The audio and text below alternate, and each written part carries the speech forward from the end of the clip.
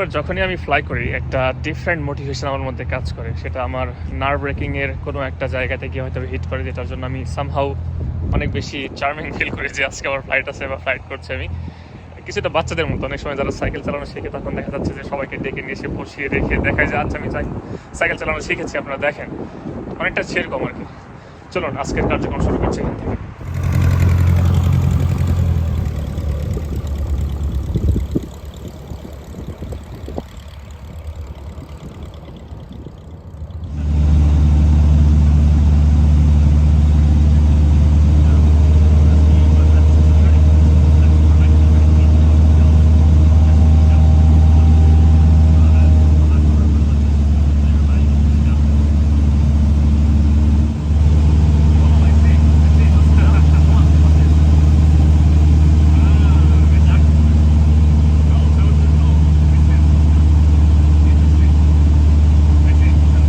আলহামদুলিল্লাহ ভালো মতো ফ্লাইট ট্রেনিং শেষ করলাম। আজকে অনেকক্ষণ ধরে ফ্লাইট করছিলাম। আমি সকাল সেই মোটামুটি 6টার আগে ঘুম থেকে উঠছি, তারপরে নাস্তা শেষ করে এখানে এসে দেন প্রায় মোটামুটি 3-4 ঘন্টার মতো প্রায় ট্রেনিং হয়েছে আমার আজকে।